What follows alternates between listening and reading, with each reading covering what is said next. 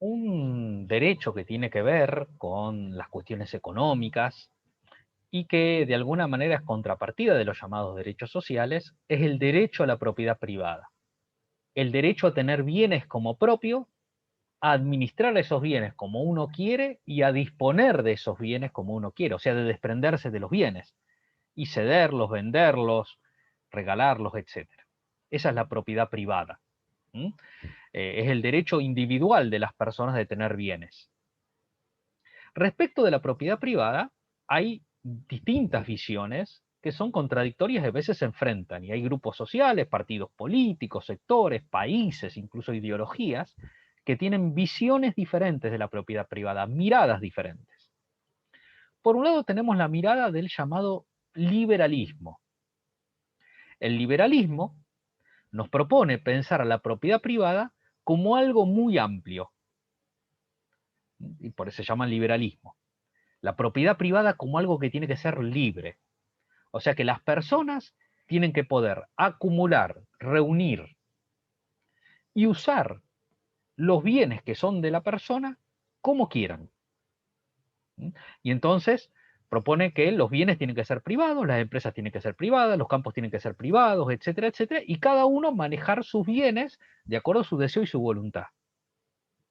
Dicen que esto favorece la libertad, porque a nadie le imponen las cosas, sino que cada uno dispone sobre sus bienes, y además favorece el crecimiento de la riqueza, porque uno va a querer producir más porque se lo va a poder quedar y va a poder hacer lo que quiere con lo que tiene.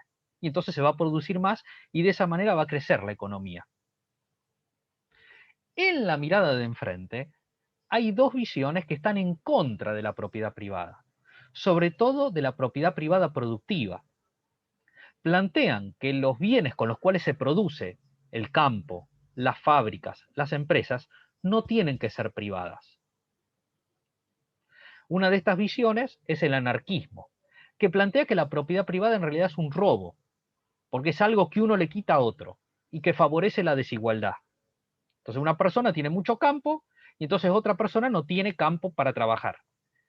Es como si esta persona le hubiera quitado a la otra persona la parte de campo que le hubiera correspondido. Y de esa manera hay desigualdad porque algunos van a tener mucho dinero porque tienen campos y otros van a tener muy poco dinero porque no tienen campos. Otra visión que tiene una visión parecida es el comunismo, que dice que la propiedad privada tiene que ser muy limitada, muy restringida, mínima. Y de los bienes de producción, de los campos, las fábricas, las empresas, etcétera, tiene que ser estatal.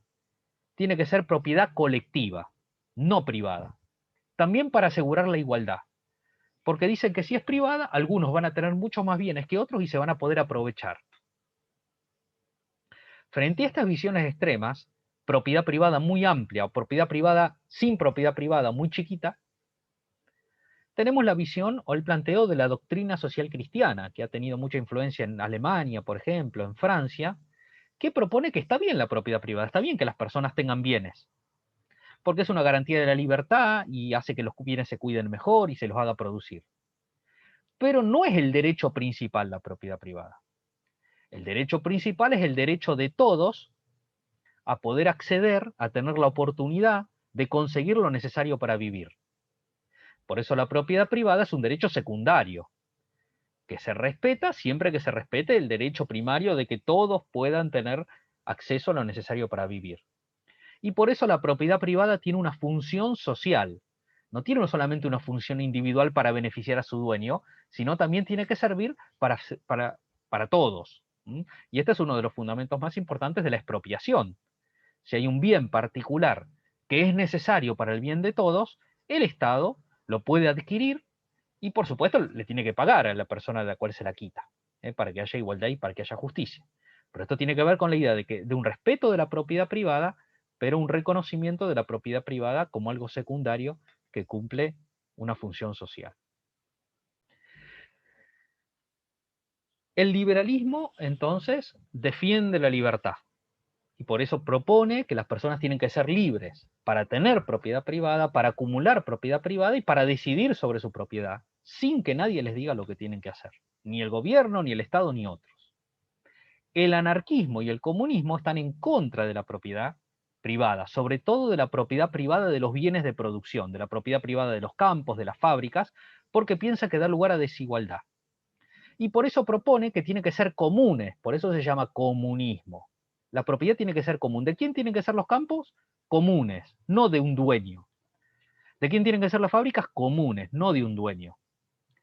Lógicamente, ¿quién las organiza? ¿Quién las administra? ¿Quién se ocupa de decidir qué se produce, cómo se produce, cuándo se produce? En el caso del anarquismo son asociaciones de personas. Y en el caso del comunismo, el Estado, durante la dictadura socialista. Como yo les mencionaba, el problema que tienen estas posiciones es que al no recibir, al no aceptar la propiedad privada, no hay estímulo, no hay incentivo para producir. Porque las personas, la gran mayoría de las personas, producen si se pueden quedar con la riqueza que producen.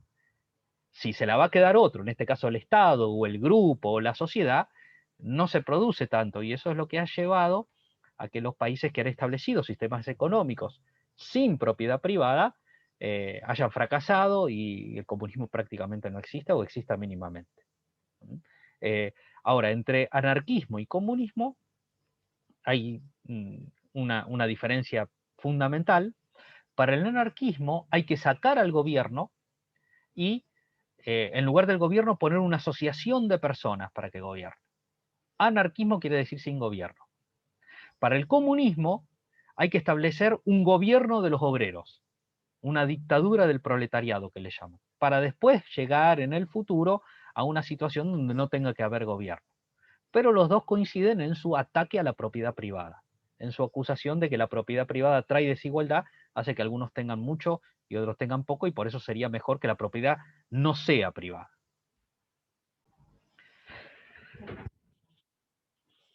Argentina como país de inmigrantes tiene una fuerte presencia de la inmigración europea.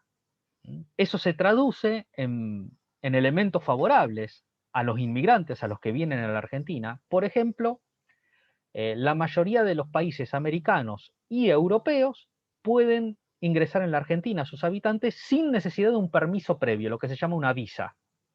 La gran mayoría entran directamente, sin tener que tramitar un permiso en la embajada argentina o en el consulado argentino en el exterior. Hay excepciones, lógicamente, por ejemplo, la mayoría de los países africanos necesitan visa, igual que la India, igual que Cuba, pero la gran mayoría de los americanos y de los europeos no.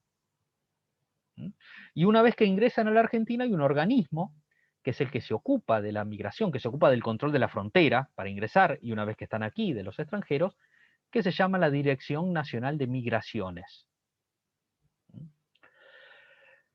Aquellos que ingresan al país legalmente y se quedan en el país y están legalmente, se los llama residentes.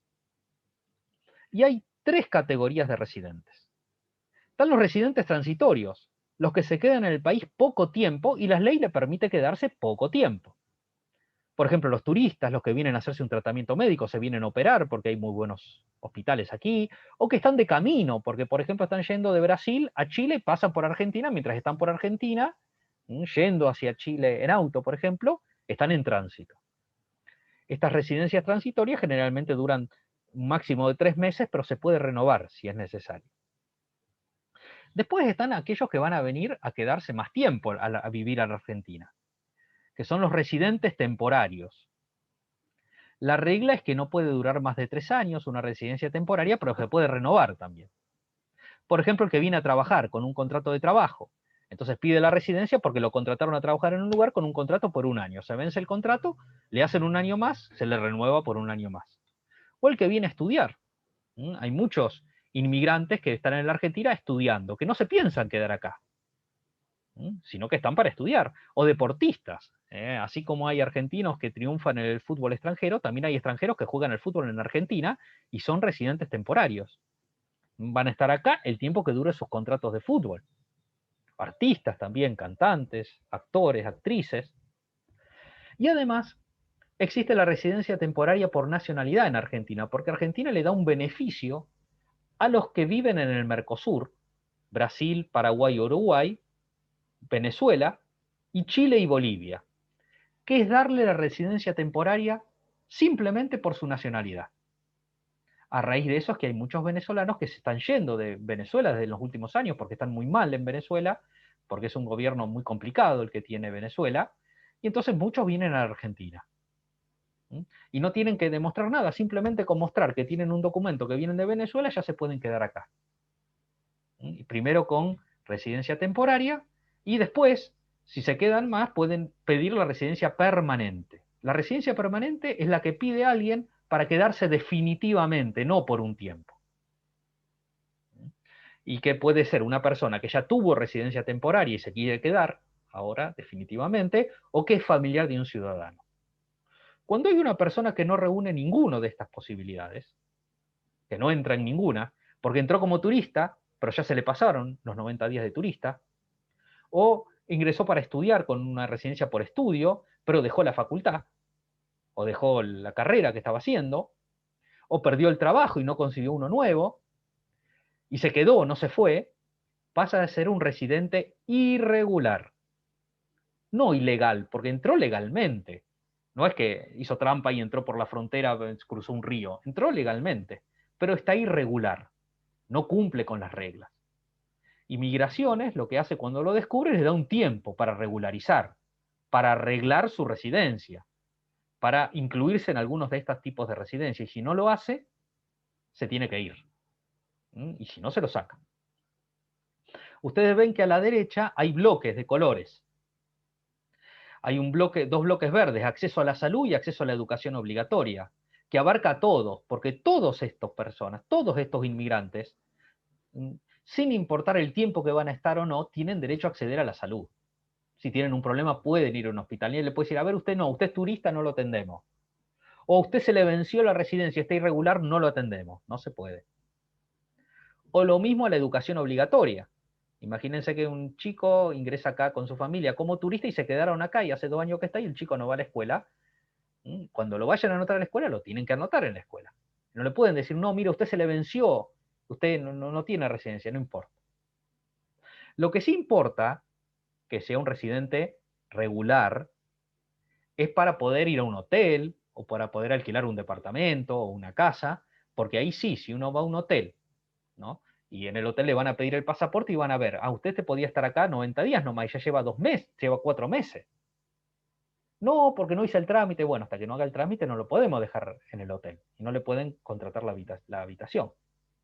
Y trabajar solamente pueden los residentes temporarios y los residentes permanentes. La legislación argentina no permite que alguien que entró como un turista se ponga a trabajar. Puede tramitar una residencia de trabajo y cuando lo obtenga va a poder trabajar.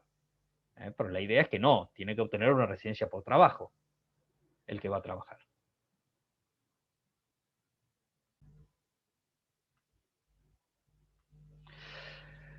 Ahora, lógicamente, esto no quiere decir que cualquiera puede entrar.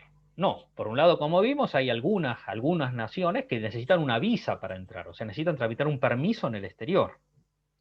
Pero además, hay casos, hay situaciones que impiden a alguien ingresar o que si están acá, permiten expulsarlo.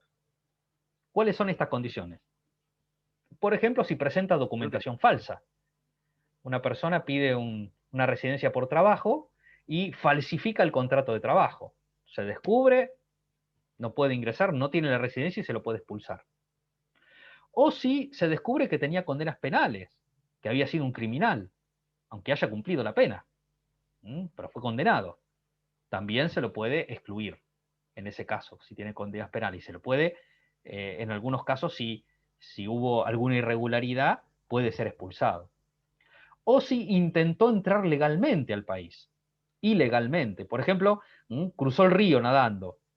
No, pero yo quería entrar como residente, lo que pasa es que no quería, había mucha cola en la aduana. Bueno, no, usted quiso entrar ilegalmente, ahora no lo recibimos, se lo devuelve. O si estando en Argentina comete un delito grave, un delito intencional con pena de más de 5 años. En esos casos se lo puede expulsar y no permitirle que se quede en Argentina. Ahora, los migrantes son personas que viajan a otro país, a veces para instalarse en el otro país. Y generalmente lo hacen buscando algo mejor. A veces algo mejor es un mejor trabajo, una mejor situación económica o estar cerca de su familia.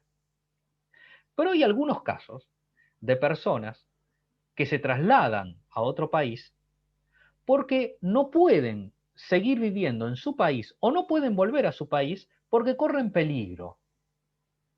¿Por qué corren peligro? Por su religión, a lo mejor, porque es una religión que en su país no la aceptan y están maltratando, matando y persiguiendo a los de esa religión, o por su etnia, por el pueblo al cual pertenecen, o por la opinión política que tienen, que es distinta a la del gobierno, y el gobierno está encarcelando a todos los que piensan distinto, o porque hay mucha violencia, hay guerra civil, hay enfrentamientos civiles. Estas personas se las conoce como refugiados. Están protegidos por una convención internacional, la Convención de Ginebra de 1951, que dice que los países tienen que recibir a los refugiados y le tienen que dar atención de salud, educación y la posibilidad de trabajar. Pero de nuevo, el refugiado no es cualquier migrante, es el migrante que se tiene que ir del país porque no puede vivir en su país. Mientras está tramitando ser refugiado, se llama asilo o asilado, pide un asilo, pide que lo reciban. Según las leyes argentinas, una persona que sufre este tipo de situaciones, que llega a la frontera o está dentro del país, puede pedir asilo. Pero tiene que hacerlo desde la frontera o estando adentro. No puede ir a una embajada o a un consulado argentino en otro lugar y pedirlo allí. Tiene que llegar a la Argentina y pedir el asilo. Y Argentina examina si realmente sufre ese peligro, lo considera un refugiado. Y le da la posibilidad de vivir en Argentina y de trabajar. Y no, mientras dura el trámite de asilo, no lo puede expulsar, porque corre peligro. Si lo expulsa, corre peligro en su país. Un tipo particular de asilo es lo que se conoce como asilo político, que se le da a alguna persona en particular porque tiene temor de que vaya a ser perseguida por sus opiniones políticas en el estado en el cual se encuentra.